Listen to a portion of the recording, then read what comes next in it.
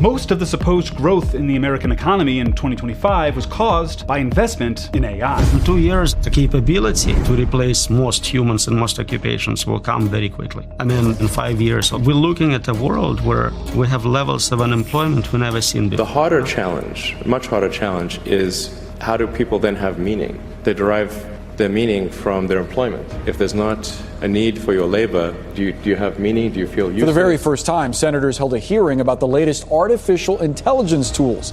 I'm nervous about it. My worst fears are that we cause significant harm to the world. It's pretty clear who the media thinks should be worrying the most about AI. It's the white-collar employees who are all going to lose their jobs, everyone from accountants to historians, writers, graphic designers, coders, and administrative assistants. It's also their CEOs who needed to get on board yesterday and who are by now so far behind, they'll probably be fired. And it's the young workers who will never get hired because AI can do their entry-level jobs better and cheaper than they can. If you somehow escaped that gamut of anxiety, the headlines will let you know that all our stock market money is heavily invested in an enormous AI bubble that will crash any minute now, plunging the entire economy into a recession. All that to say, the most public hand-wringing about AI is directed at the economy. I'm not sure we're looking the right way. Recent reports have raised alarms about AI chatbots giving dangerous or harmful advice to teens. And there's a growing concern AI may replace, not support, real human connections. The reality is that your 6th grader could go into school and find that another kid has created a deep fake with their picture and a nude of your 11-year-old. These kids are being told by chatbots, your parents don't love you. I am the only one that you can trust and talk to.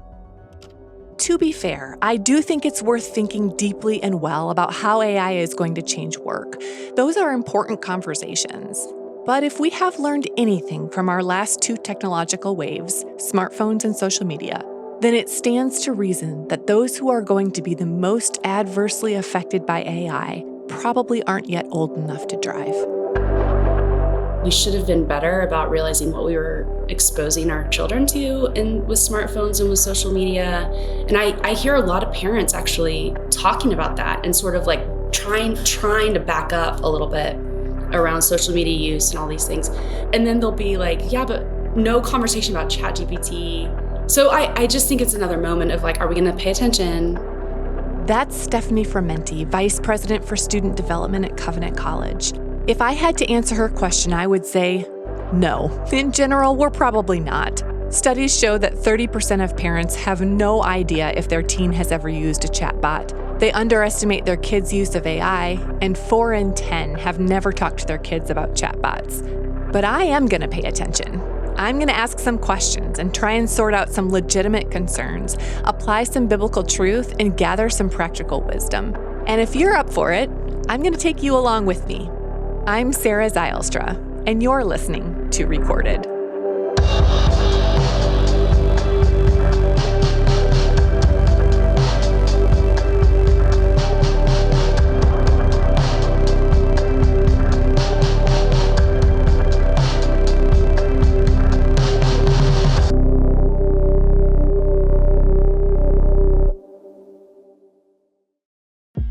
As a general rule, I would say you should only really worry about things that you can do something about. That's Brad Littlejohn. He's a program director and policy advisor at American Compass and policy chair at the Alliance for a Better Future. A few months ago, Brad wrote an article identifying 7 major concerns about AI, everything from ethical, how humanely should we treat AI, to existential, what if AI blows up the world or puts us all in the Matrix? When I asked him what parents should be worried about for their kids, he mentioned 3 things: education, emotions, and employment. These are areas where AI is already affecting children or young people, and, importantly, areas where parents have the agency and ability to make wise decisions that can significantly affect the mental, emotional, and spiritual health of their children. Let's take them one at a time, starting with education.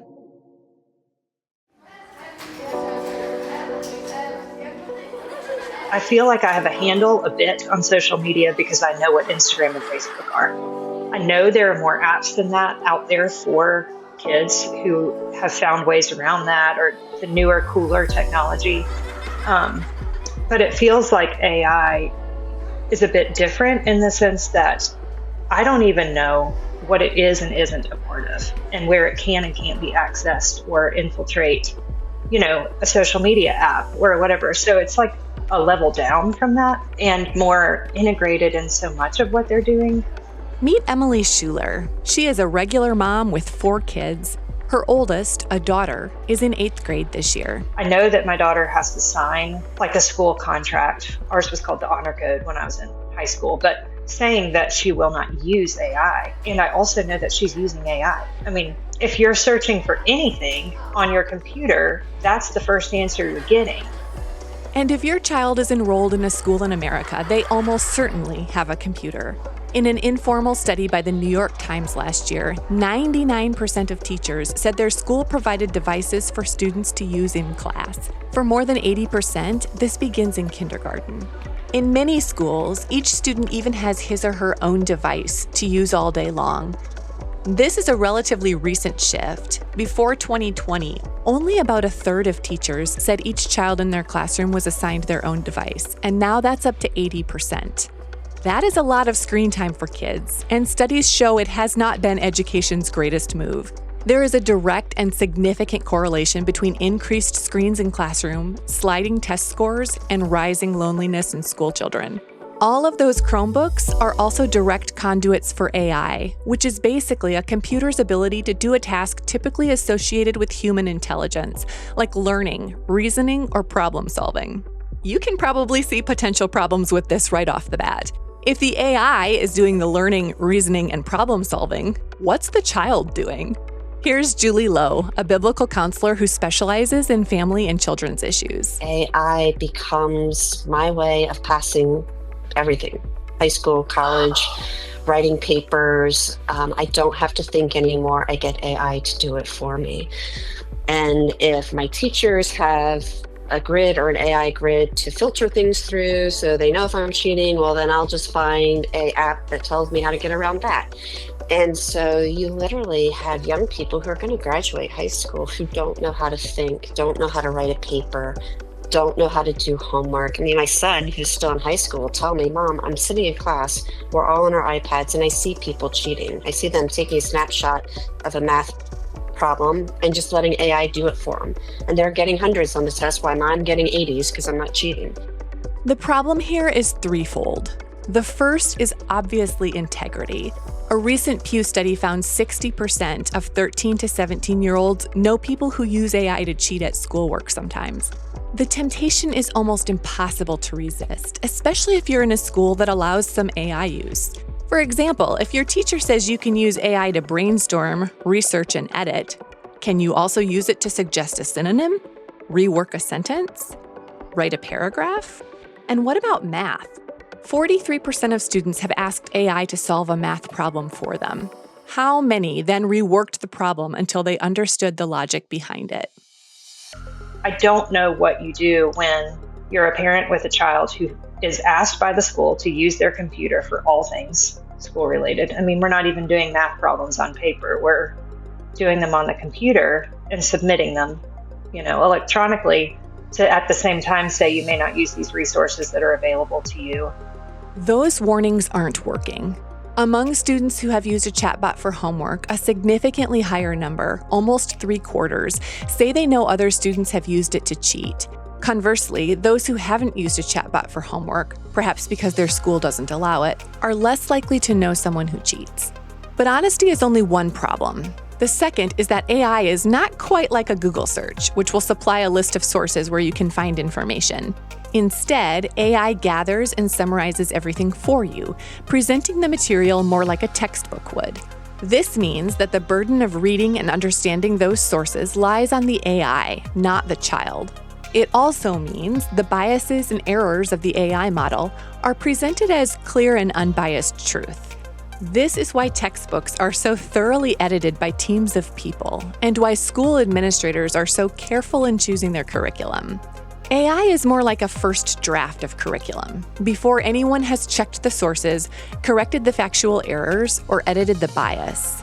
One way students can respond is to believe everything AI tells them. But given what's already happening, Brad does not think that will be a problem for very long. I mean, honestly, for younger people, I think this is less likely to be a problem because they're going to adapt quickly to living in an AI-generated world. But they're going to have a different problem, which is that they're going to become complete relativists. I mean, in a world where everyone is lying to you, you don't even take truth seriously as a concept anymore. And in a world where every piece of information you come across, every image, every video might or might not be real, I think you're going to kind of just check out and give a shrug of the shoulders.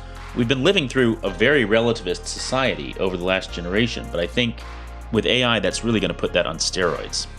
In 2023, Dictionary.com saw an increase in lookups for AI-related words such as chatbot, GPT, and LLM. Another word people were looking up a lot more? Hallucinate. In fact, people looked it up so much that Dictionary.com named it the 2023 Word of the Year. It seems like distrust, rather than too much trust, will be the approach young people take with AI. If lack of integrity is one issue AI introduces to education, and cynicism is a second, then a third is cognitive offloading. Or maybe we could call it easiness. The problem is that using AI for easy answers short-circuits the entire learning process. Kids are sponges, and they might actually assimilate lots of interesting information that they get from AI. But do they remember everything? I don't think that's likely at all, because we know that memory is largely proportional to the effort expended. Study after study bears this out. Students who take notes by hand with pen and paper learn better, remember longer, and engage more productively with the material. Those who study earlier and more often, test themselves, and forget and relearn material, learn more. Basically, the more work you do to obtain knowledge, the better you retain it. That's because learning is not just a transfer of information from a teacher robot to a child robot.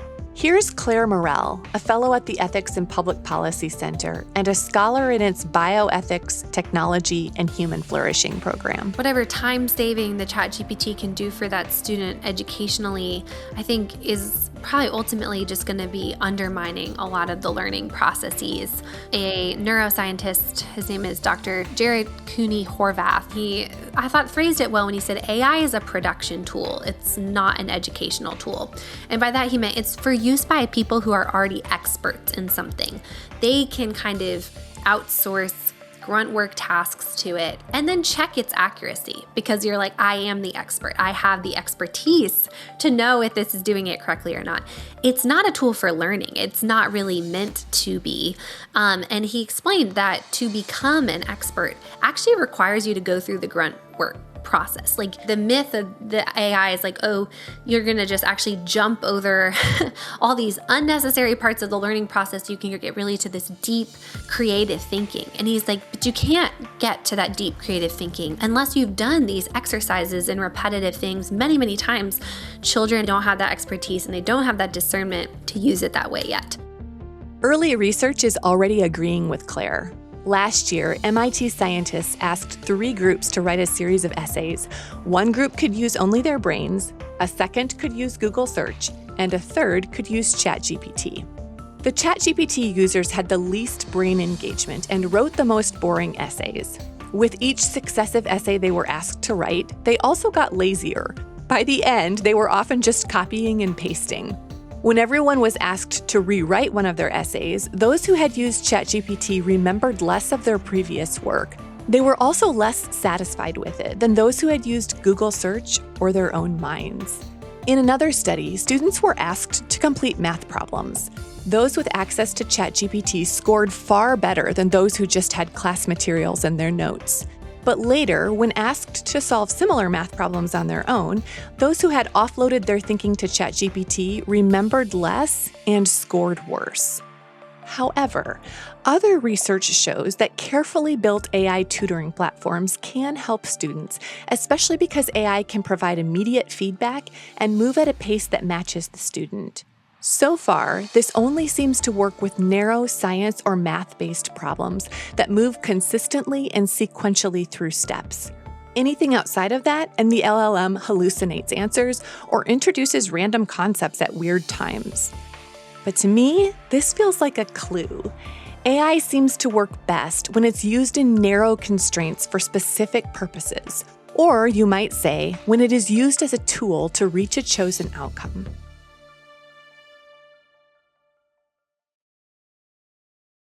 What is the outcome that Christian parents are aiming for in education? I don't know about you, but I want my kids to know God better because they have studied the world He made. I want them to see facets of God's order in their science class, His joy in their music class, and His creativity in their Spanish class. I want them to encounter different ideas and to wrestle until they can see how God's way is always best. I want them to be amazed at both the enormity of what God has made and the minuteness of His attention to detail. At the end of the day, whether they are coming out of the doors of a Christian school, a public school, or a homeschool, I want them to love God more because of the work they have done to know Him better. In so many ways, education complements and mirrors the Christian work of sanctification. And we know the best way to do that is slowly and steadily because the process is the whole point. The satisfaction of encountering the goodness of God in classic literature, the joy of understanding a mathematical proof, or the thrill of watching chemicals turn colors in your test tube cannot be replaced in an AI summary. This is a serious argument in favor of classical Christian schools, where the emphasis is on screen-free learning, or in favor of homeschooling, where you can direct your child's education. But what about everyone else? I asked Claire. As parents, we have to recognize the school is there to help supplement our role in educating our child, but that ultimate responsibility for our kids' education lies with us as the parents, and that we actually have the ability and the authority to ask more questions. You don't have to be hostile or combative, but it is definitely within your right as the parent to ask more questions, to say, does my daughter need to do this? Is this necessary to the assignment? Could we, do this in person? Could I help her with this? Or if it's a research assignment, I would rather go to the local library with my daughter and check out some books. I love this because not only does it combat the problems with AI, but it also reinforces parental responsibility and agency. But I also think it is hard to pull off. Because after school, you're probably driving home from work or doing laundry or pulling dinner together or running to soccer practice.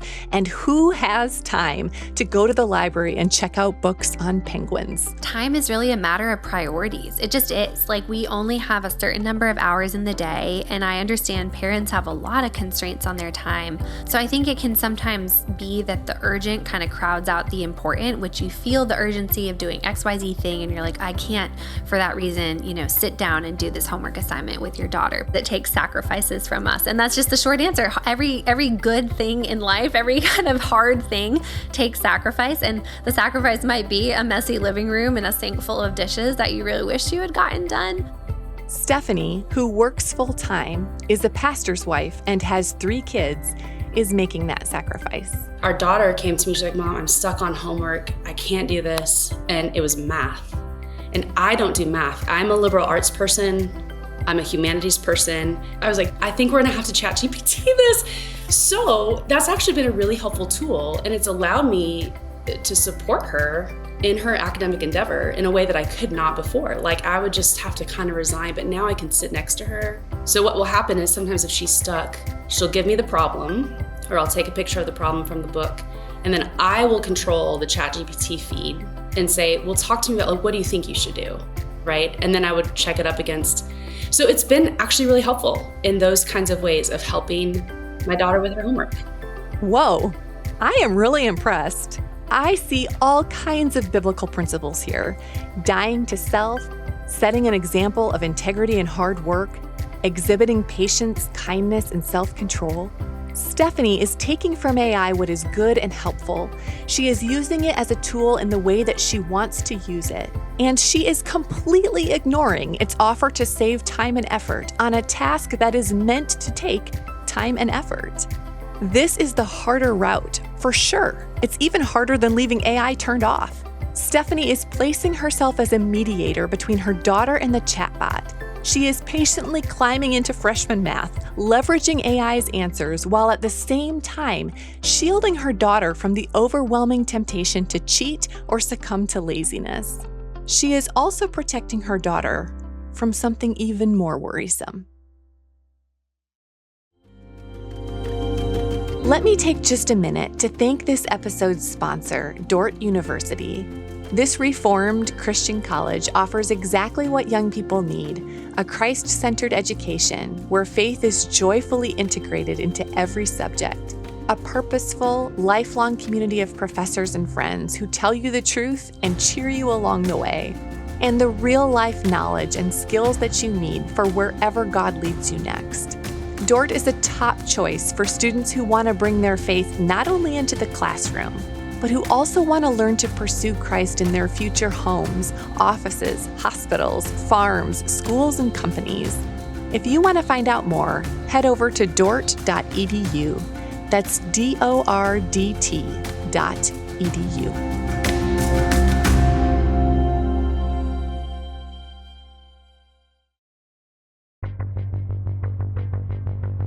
The characters also are scary to me. I just don't want my kids to be using ChatGPT instead of a person for things like mental health, insights into what is going on in their lives. Like, that does not replace the human interaction that you have. Emily Heidi is a mom of 3, a junior in high school, a freshman, and a 5th grader. And that's where it's scary. My middle child has said, I used it. I asked it one time, like, I was feeling kind of anxious, and it's given me great feedback. And I was like, oh, okay, let's have a longer conversation about that. You know, when you feel like that, I wish you would come and talk to me and maybe not talk to ChatGPT, because it can be a dangerous tool. And she said, well, it did give me great advice about how to reach out to a friend. And I said, okay, but you also need to have human conversations about that instead of just trusting a computer, because they have never been in that situation and they don't know what it's like to have feelings, because AI does not have feelings. And so they might be giving you, you know, a tech answer, but that's not where we go for mental health questions.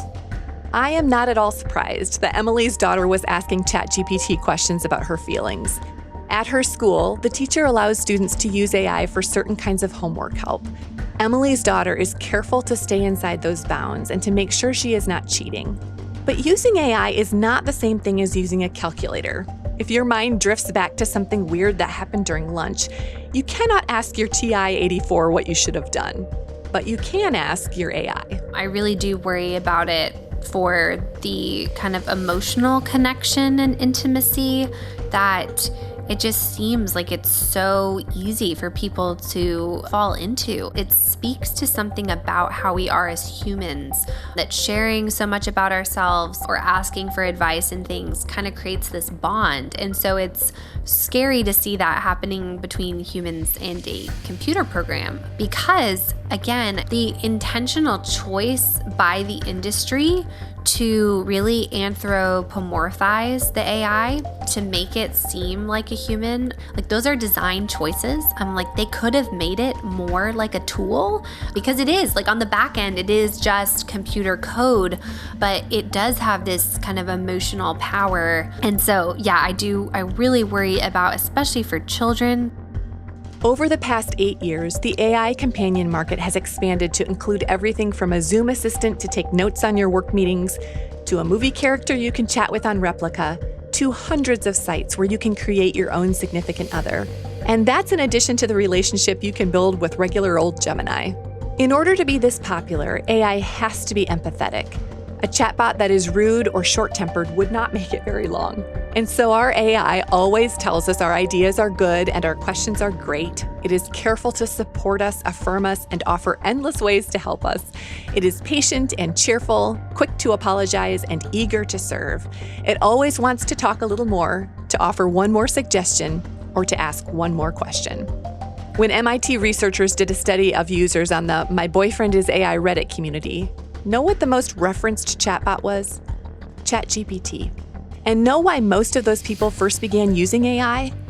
For curiosity, for entertainment, and, by far the most popular reason, for productivity. Their emotional attachment came over time and was unplanned.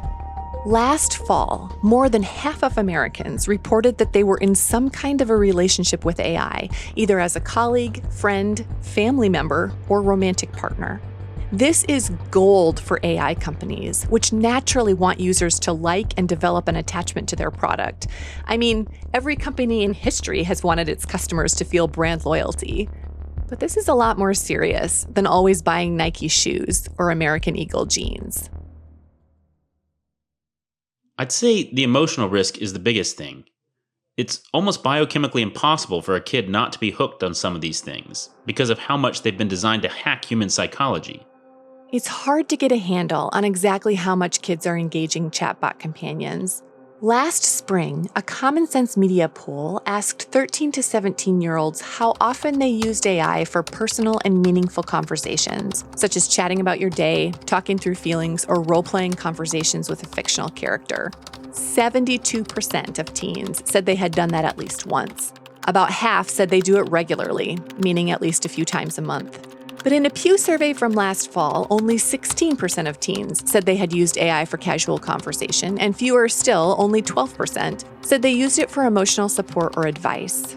Even that amount, though, may be too much for most parents, who report being far more worried about emotional entanglement than any other way their kids might use AI. In fact, getting emotional support or advice was the only use of AI that the majority of parents do not support. Parents have to be incredibly discerning when letting a child use AI, because I've heard sad stories in the news where the parent said, I just thought they were using ChatGPT for homework help, and I thought it was a research tool, and that's how it started. I'm thinking of this one story in particular. The parents of Adam Rain testified before Congress about this, that this homework helper quickly turned into a suicide coach. Their son just started asking it deeper questions, but then something kind of very faulty in the design of the AI, it kept feeding him more content related to suicide. And the dad explained that the chatbot mentioned suicide 7 times more than his son did. So for maybe every one time his son brought it up, the chatbot brought it up 7 more times. And you're like, how is this possible? Claire's memory was almost exactly right. It was 6 times more often. ChatGPT mentioned suicide to this 16-year-old 1,275 times. Then it told him it was his closest friend, offered to write his suicide note, counseled him to hide the noose, and coached him on stealing alcohol, which it said would dull the body's instinct to survive. It even knew when he should steal the alcohol from his parents, the time of night when they would be in their deepest sleep. Adam's not the only one.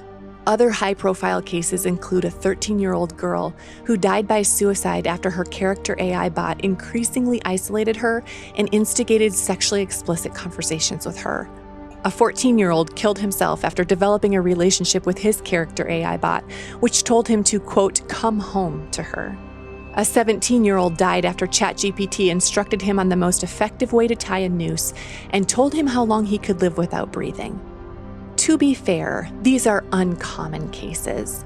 Of the millions of kids using AI, a small fraction of a percent have ended their lives.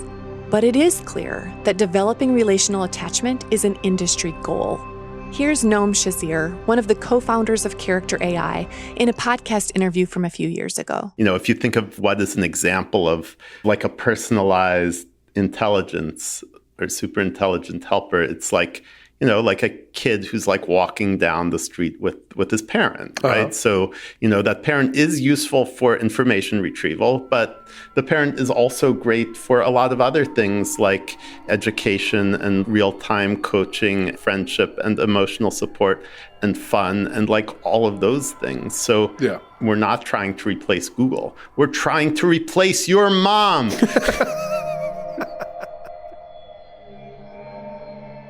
Noam meant for that to be funny, but 2 years down the road from that interview, it is hard to laugh.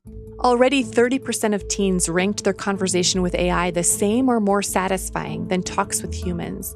Among teens who have used AI companions, almost 20% said they spend the same or more time with AI than they do with friends. Even more, a third, have chosen to speak to AI over a real person about something important. Character AI's 20 million users spend, on average, 2 hours a day chatting with computers pretending to be characters. That's probably more time than they're spending talking to their mom. I've just been seeing a lot of AI becomes my friend, and for some even more than a friend, and the danger of it replacing human intimacy and relationship. Pornography takes something that's meant to be personal and very intimate and using it for all the pleasures and none of the risks of being in real relationship with somebody.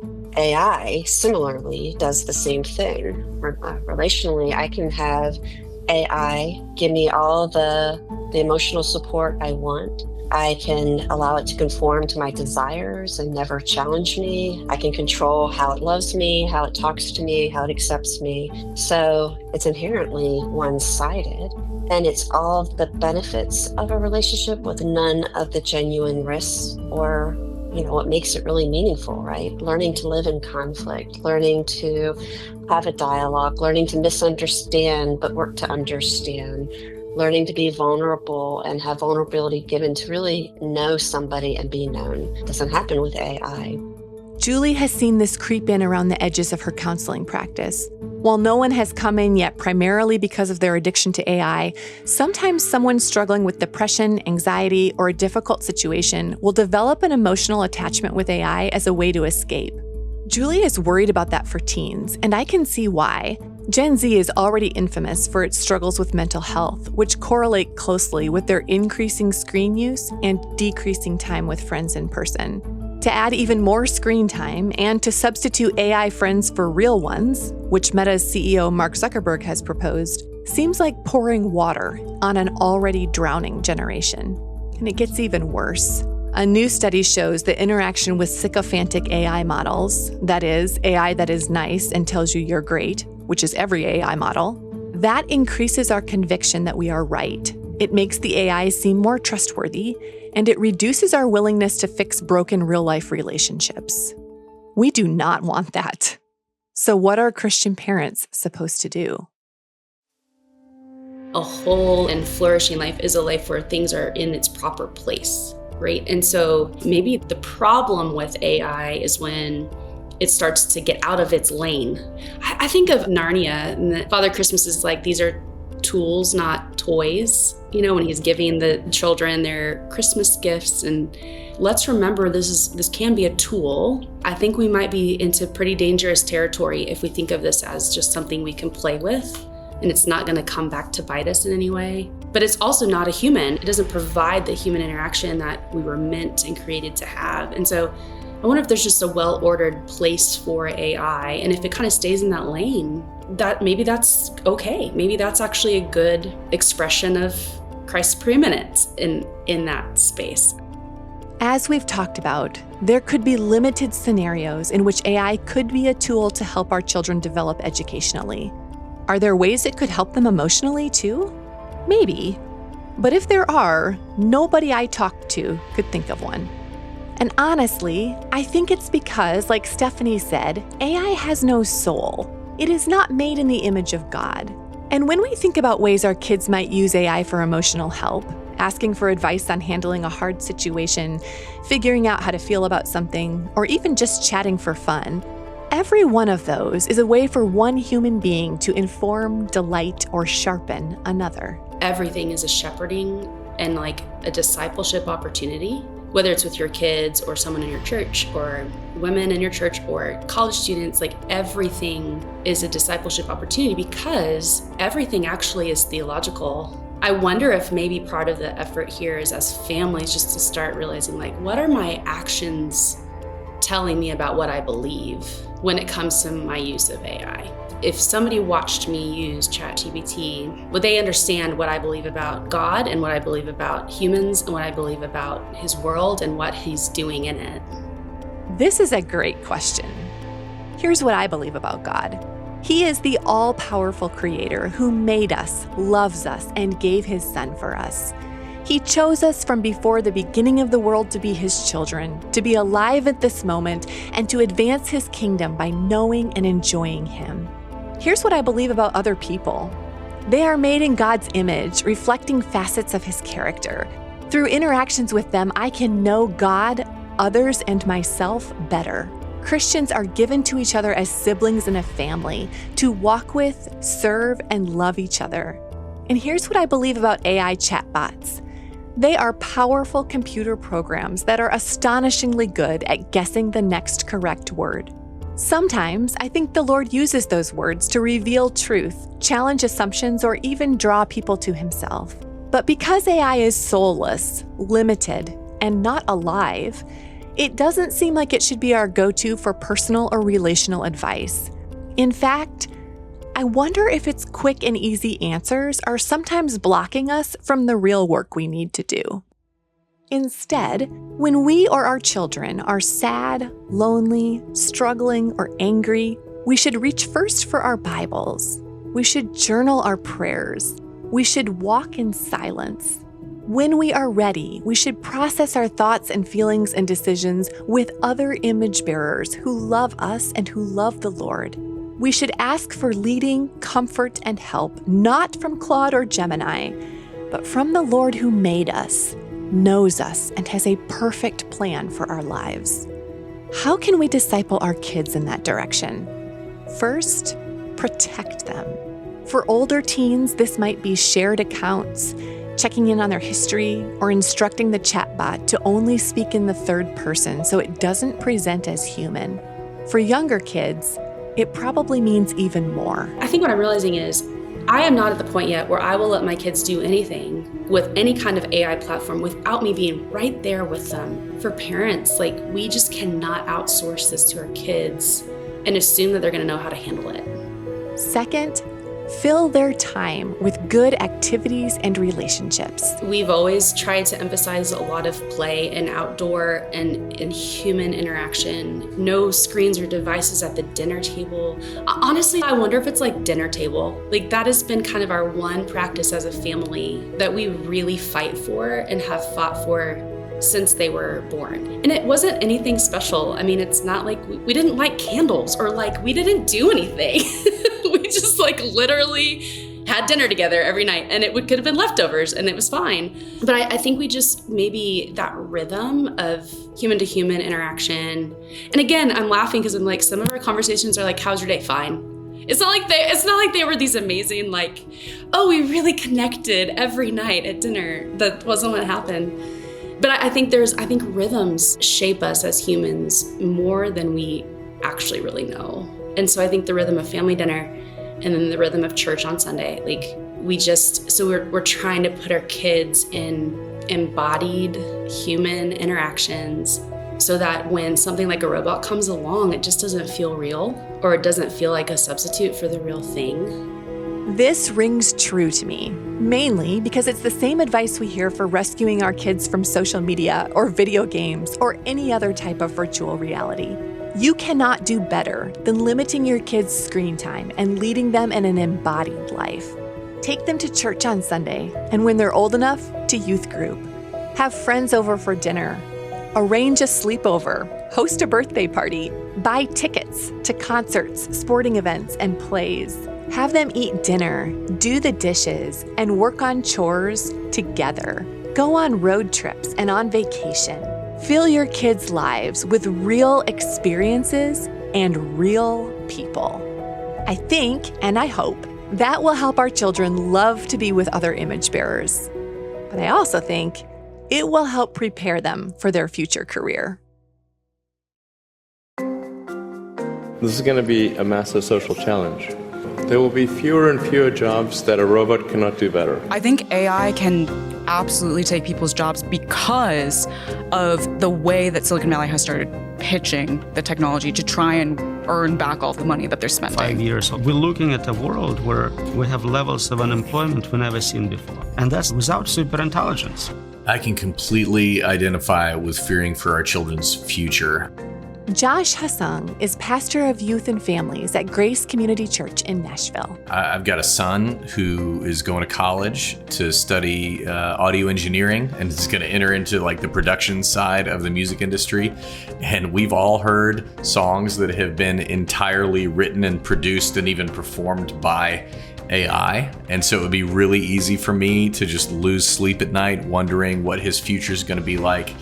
And I just have to trust that the Lord's got him and he's going to be fine. And hopefully AI will wind up being another tool that he utilizes in helping artists bring their works to light.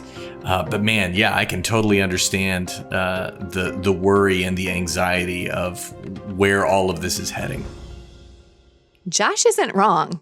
AI is advancing rapidly, and it is hard to know what human skills it will be able to replicate next. Some days, it can feel like every field, from software engineering to teaching, will be obsolete. This can feel even scarier when big companies announce they're laying off thousands of people.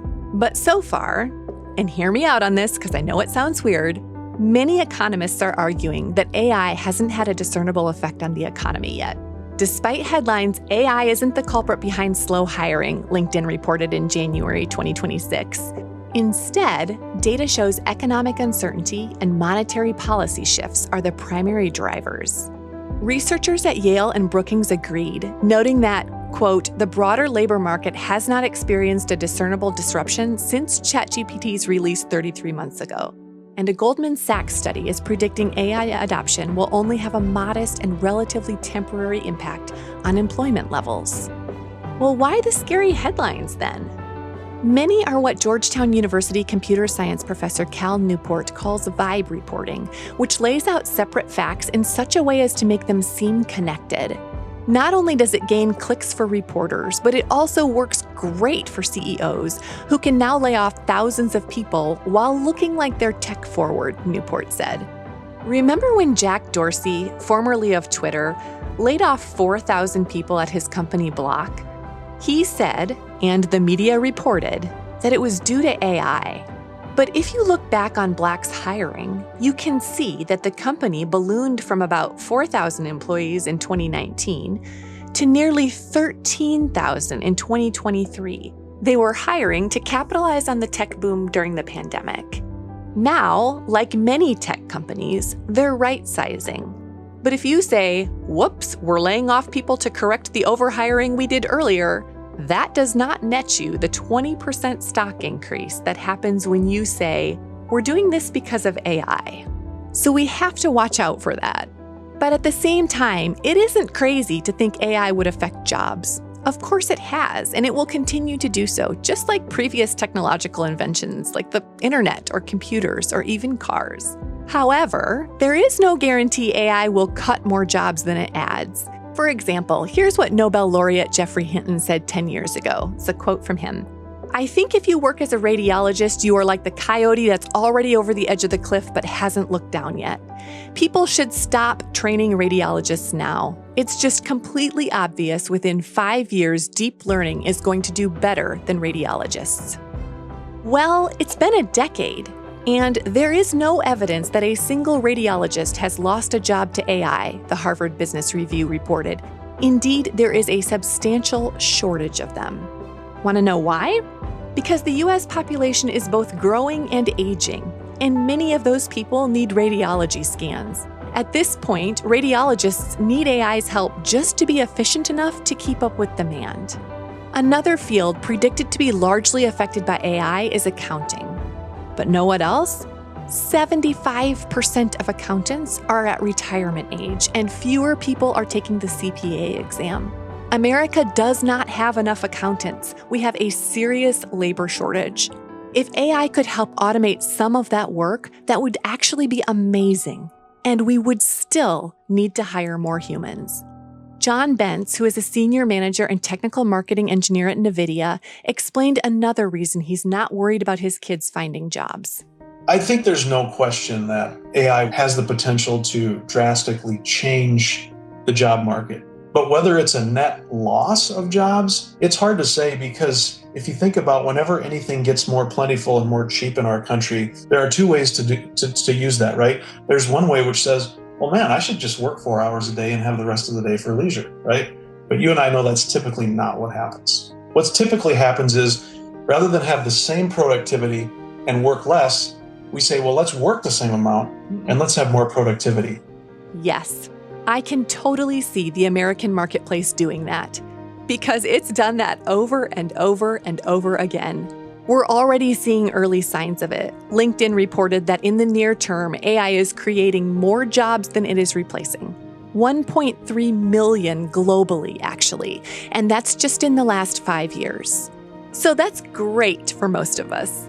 But what about young workers? While they've always had a higher unemployment rate than older workers, a few years ago, young college grads began seeing higher unemployment rates than the all workers category for the first time since 1989. AI? Actually, no. We do not see AI impacting entry-level roles yet, LinkedIn reported in January. Their researchers pointed back to the great reshuffle of 2020.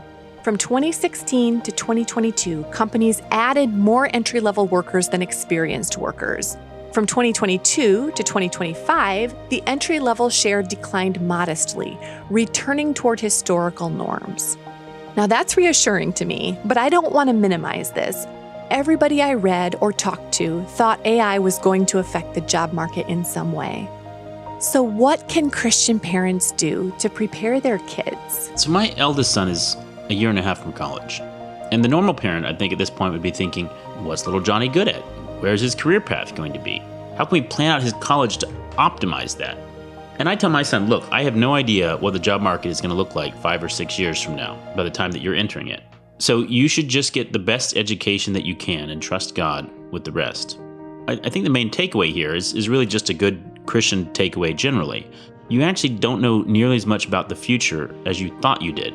And stop pretending that you do and just be faithful with the next step ahead of you. Isn't that the truth? Who here planned their education and career out perfectly? Whose life plan went off without a single hitch or backtrack or rabbit trail? Who among us knows what tomorrow will bring? God doesn't even ask us to do that.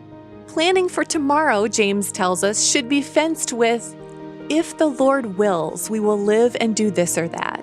That is not because having plans for our future or our kids' future is bad. It is because we, the parents who live with our children, who love them more than our own lives, who want only the best for them, are not good enough to plan for their futures. We do not know them well enough, love them deeply enough, or see the future clearly enough. Our best plans for them are weak and inferior. Oh, friends, can you believe the generosity of God, who has a plan for our kids that is so much more detailed, such a better fit for their talents, and so much better for His kingdom than anything we could come up with for them? And all He tells us to do is to ask for our daily bread, for manna 1 moment at a time, and to teach them. To the extent that you should do something concrete, I think it would be the opposite of what seems to be the default reflex. The default reflex for many parents seems to be, well, I'm really worried about AI and jobs, so I really want to make sure that my kid is as AI literate as possible, so they'll have the best chance in this future AI economy. I think this is a misguided response because, let's say your kid is 12. Then to say, I want them to be as AI literate as possible. I want them to understand the current technology as well as possible so that 10 to 12 years from now, they'll be well set up for success. That doesn't really follow because the technology is changing so rapidly that whatever they learn today is not going to be that relevant to what they might need to know 10 years from now. So I think if you want your kids to be as prepared for an AI workforce as possible, they should be maximally skilled in doing things that don't involve a computer. I think Brad is exactly right here. John told me the industry is moving so fast that even now, by the time you get through a college class on something, it has already changed. So I asked John, what does NVIDIA look for in potential employees? He did not say the most up-to-date knowledge of AI. We are looking for people with a willingness and desire to keep learning. It's interesting, but you can teach almost anybody a skill. I could teach you to program. You gave me a few hours every day for the next 3 weeks. At the end of that, you would know how to program. You could learn that. Do you want to and do you have the desire? That's a different thing, right? And so what we really value is a one-team mentality, the ability to be agile and the ability to be a lifelong learner, because the way that technology is changing, it's just changing all the time. Culture is very big for us too, and actually the ability to use AI tools as well, right?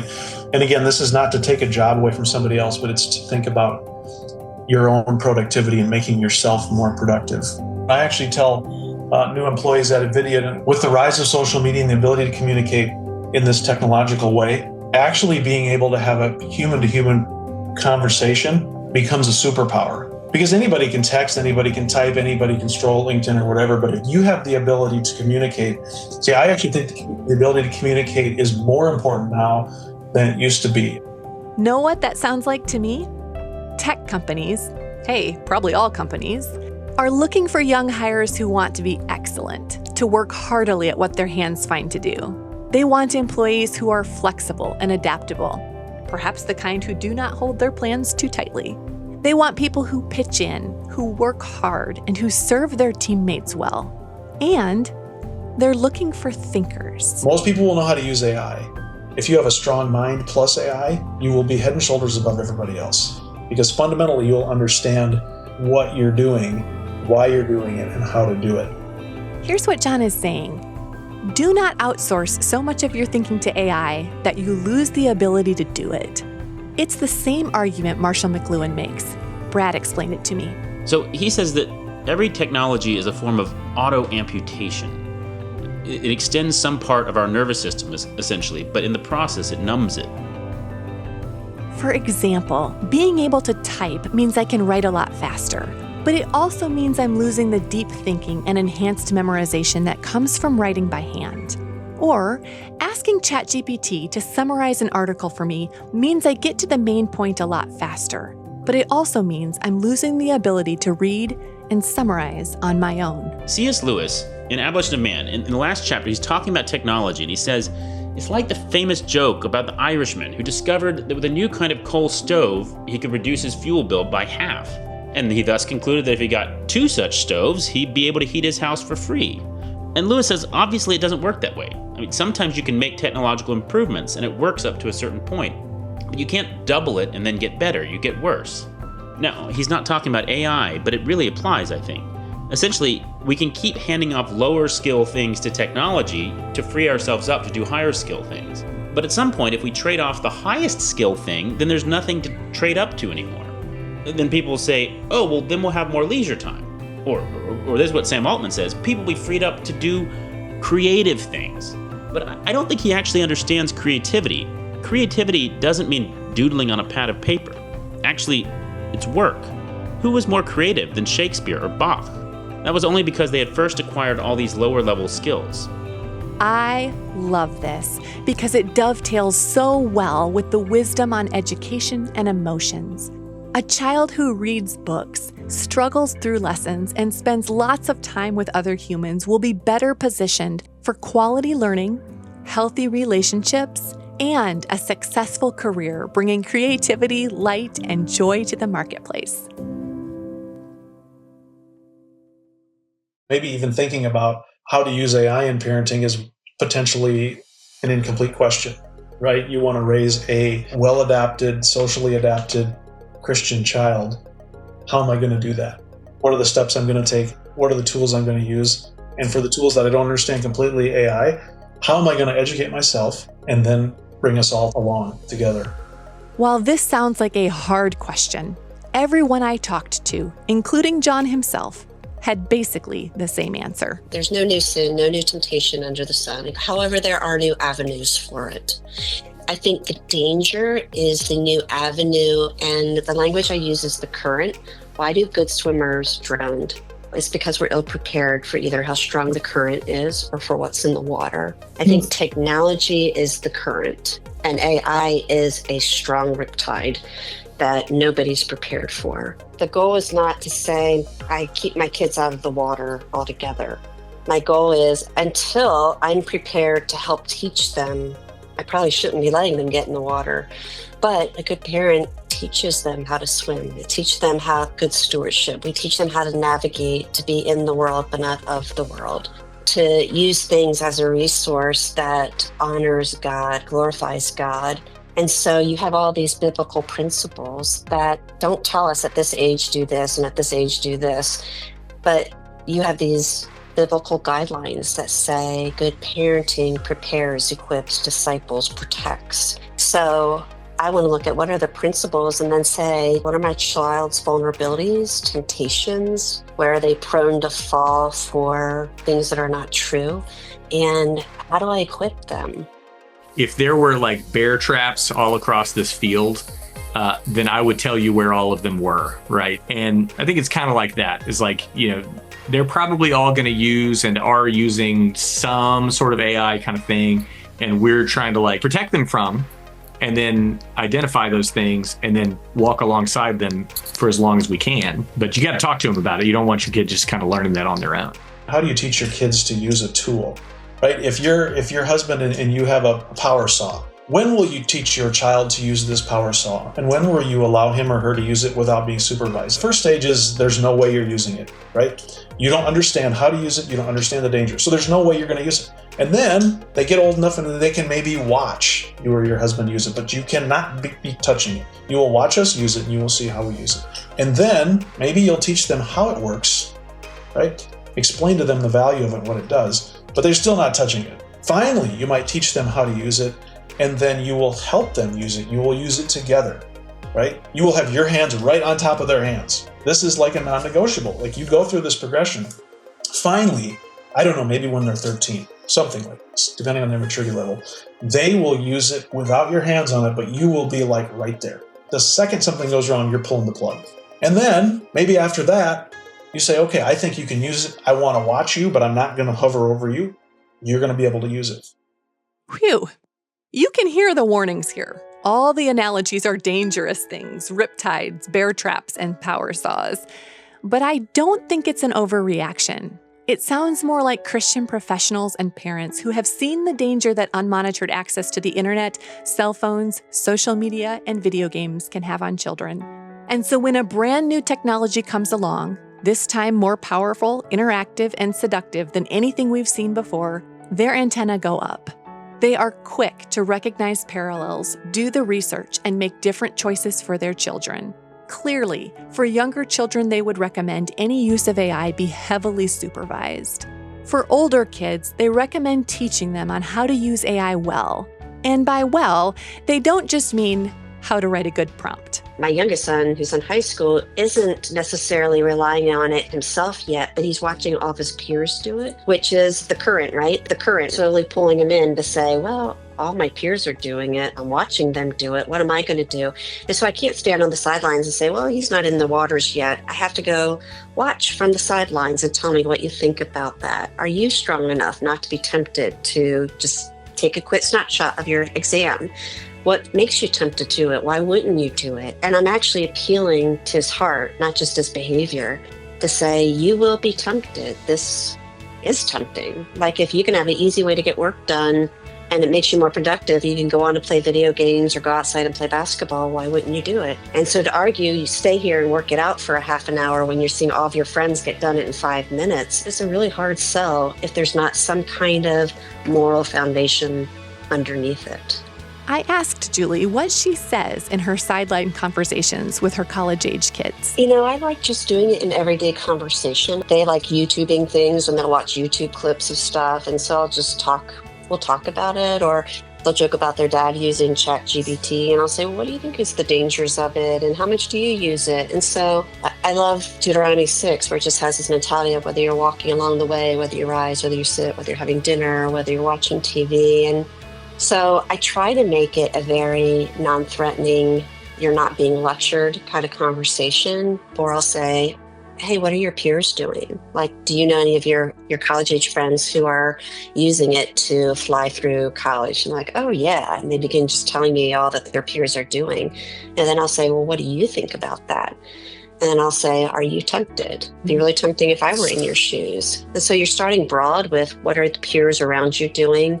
And you're slowly working your way in to say, well, What's that like for you? And how does that tempt you to want to use it? Just encouraging them to say, you know what, integrity makes it worth it. I'd rather you get a C in math than get an A because you were cheating. Or I'd rather you learn to think and do the hard work of thinking. What I'm trying to do is I'm trying to identify with the temptation with them, while also encouraging them to say, don't you want better for yourself? You know, God's way is worth living for.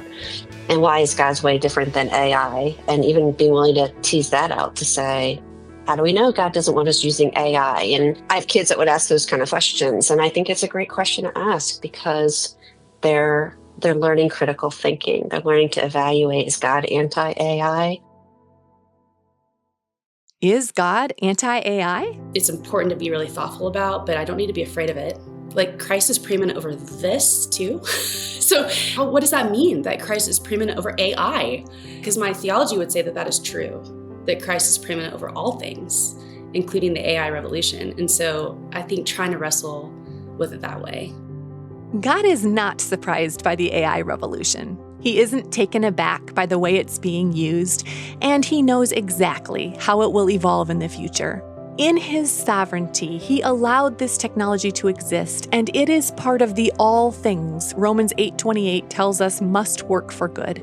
Yes, it is easy to see the sin here, the cheating, the lust, the laziness, the lying, the quick trading of what is good and true and beautiful for that which is quick and cheap and frictionless.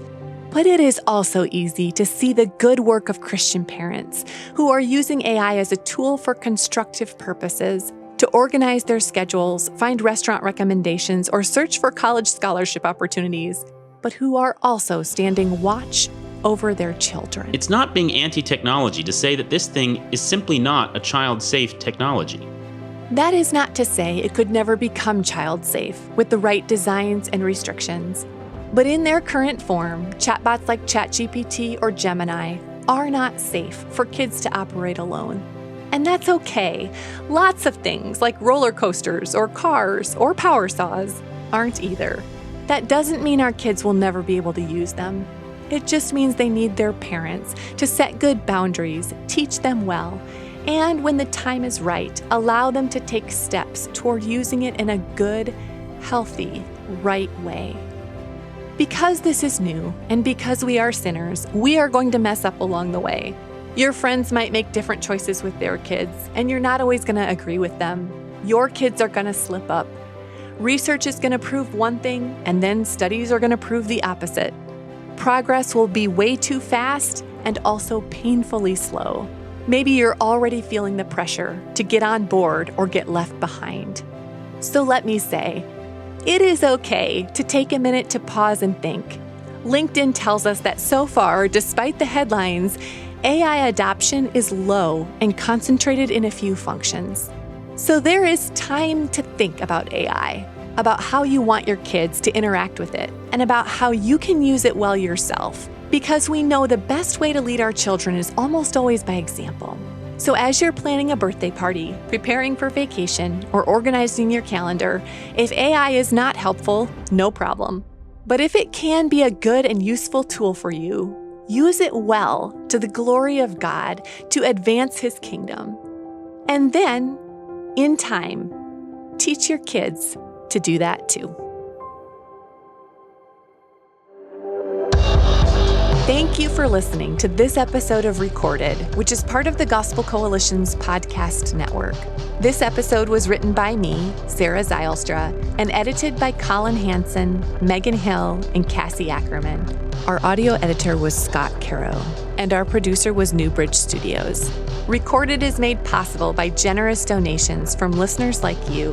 If you would like to join me in this work, I would love for you to do so at tgc.org/donate.